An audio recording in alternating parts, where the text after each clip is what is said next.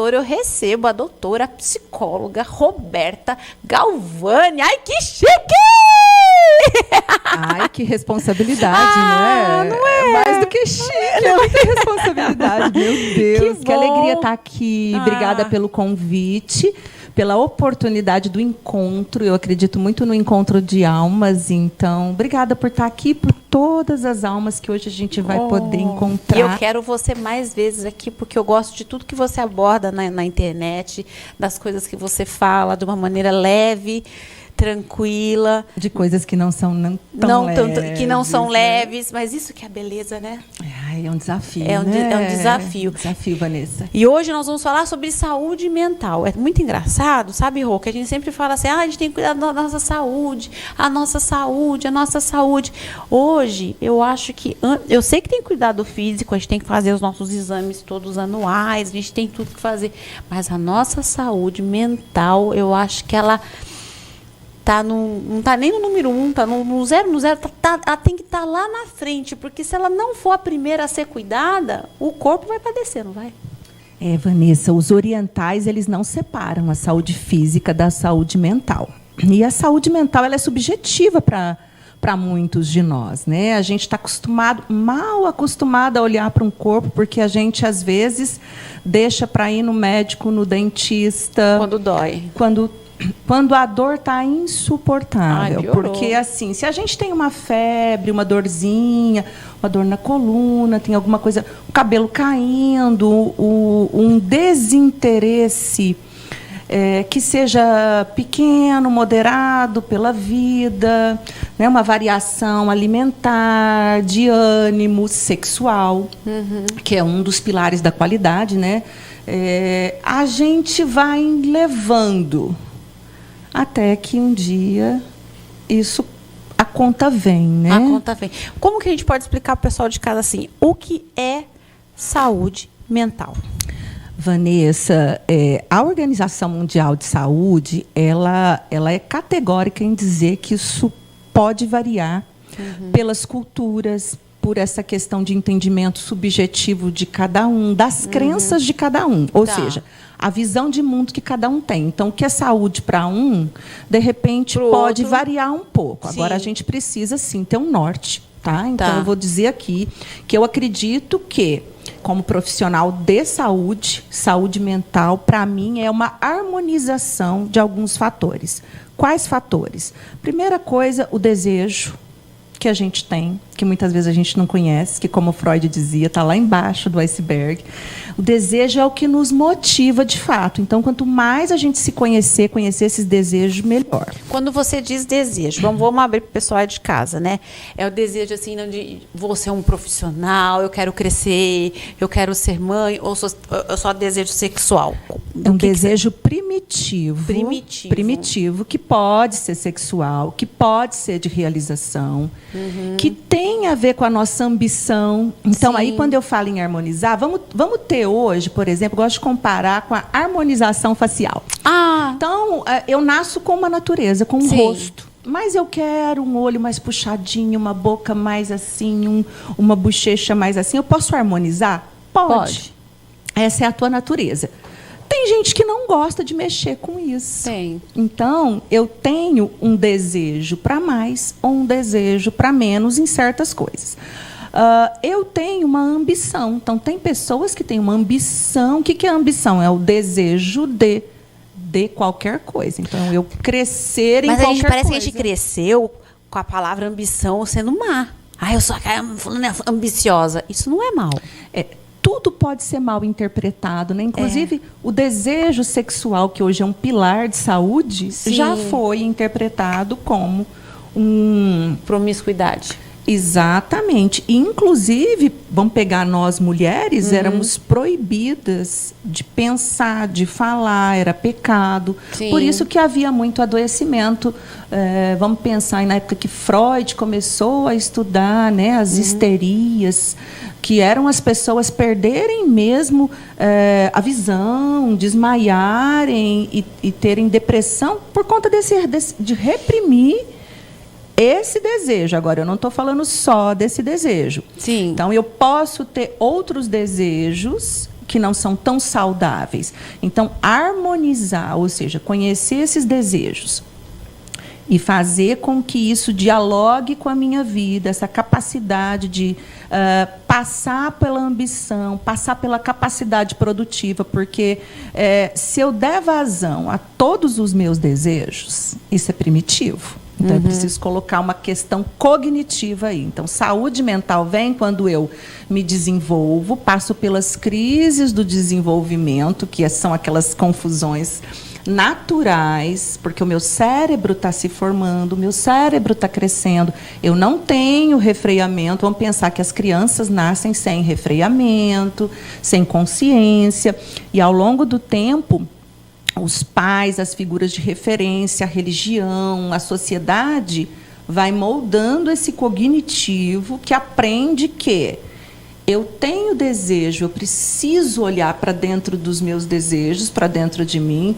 mas nem tudo me convém, porque isso tem um preço. Sim. E quando eu consigo fazer, então, essa ponte, eu cresci. Então, se eu entendo o meu limite, isso fica saudável. Se eu ultrapasso o meu limite ou o limite do outro, então, ou seja, causando prejuízo para a minha vida ou para a vida de alguém, vai gerar algum tipo de adoecimento, ou em mim, ou com quem eu convivo. E falando sobre esse adoecimento, né? Não tem idade. Hoje em dia a gente tem visto cada vez mais até as nossas crianças precisando de um acompanhamento da saúde mental. Quando perceber, em todas as fases da vida, tá bom? Criança, adulto, a mulher que já está nos seus hormônios todos bagunçados, seja o homem. Quando perceber que alguma coisa desalinhou? É conhecer as fases do desenvolvimento que seria esperado pela idade, ou seja, assim, o que eu espero de um bebê, né, nos seus 2, 3 primeiros anos, estimular isso e, principalmente, gerar experiências que sejam mais positivas, né? E eu entender se esse ser responde ou não. Porque existe uma potência natural, uma genética. Então, a gente tem aí uns 40%, isso varia, mas a gente tem uma herança de graus de facilidade e dificuldade. Então, aí eu tenho pessoas que nascem tocando um instrumento musical com muita facilidade. A outra não toca nem a campainha, coitada. E a outra pessoa vai tocar se ela se dedicar muito. Ou ela vai dizer, não, eu não vou tocar. Sim. Então, essa ambição de querer fazer o que o outro faz, mas não se esforçar, pode adoecer. Essa ambição de querer algo que não está competente para e não se preparar para também é adoecedora. Então, por isso que a ambição ela é uma variável. Entende que são variáveis que existem? Sim. Então, aí vamos colocar a natureza do indivíduo, que é o temperamento e a genética. Vamos colocar esses desejos desse indivíduo.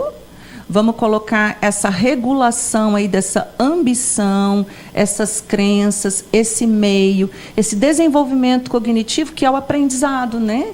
Então, assim, o quanto que essa linguagem criou um repertório nessa criança, nesse adolescente, nesse adulto, nesse velho, nessa pessoa que está em processo o tempo todo, desde que nós nascemos até o dia da nossa morte, nós vamos estar em processo, vivendo crises.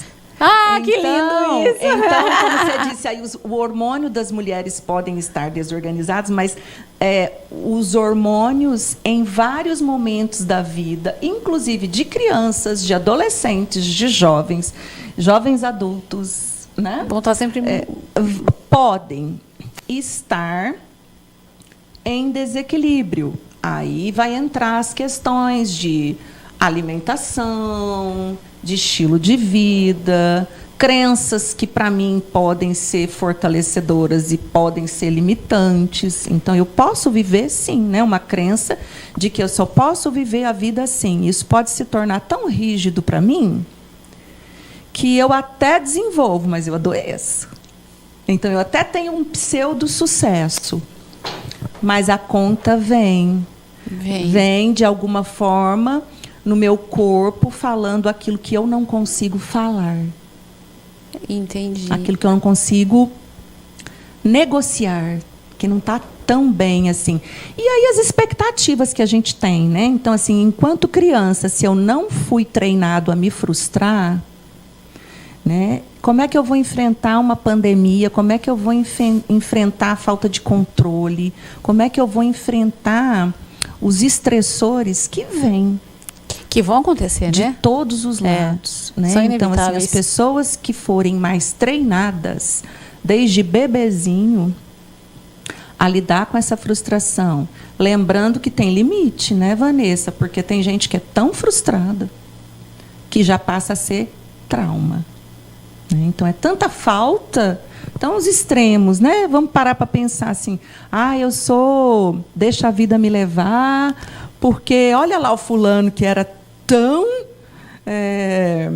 dedicado, está adoecido. Calma, né? Nem tanto a 8, nem tanto a 80.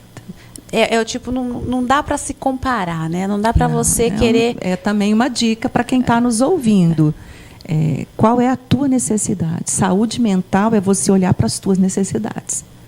As necessidades cognitivas, ou seja, assim, olha, fulano não precisa estudar para a prova, mas eu preciso estudar muito. Fulano pode comer o que for que não engorda, mas eu não posso nem olhar para a comida que eu já engordei. Então, tem que comer menos. Sim. Né? Fulano tem necessidade de sexo todo dia. Não, eu não. Eu tenho necessidade de 2 vezes por dia. De 1 vez por semana, 1 vez por mês. Ou fulano não tem necessidade. O que é a tua falta? O que é a tua necessidade? Então, essa harmonização. Né? A gente não vê rostos que, ao invés de melhorar, piora. Sim!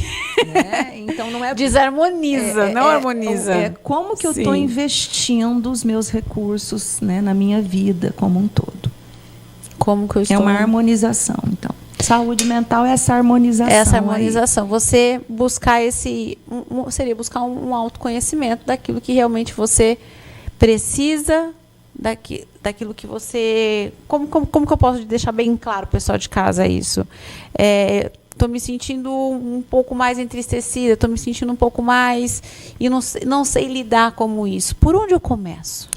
Olhando para você no espelho e vendo o que você realmente precisa, né? Do que você tem medo e buscar ajuda para lidar com isso.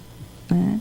Medos todos nós temos estresse, nós temos ansiedade, mas é como lidar com isso.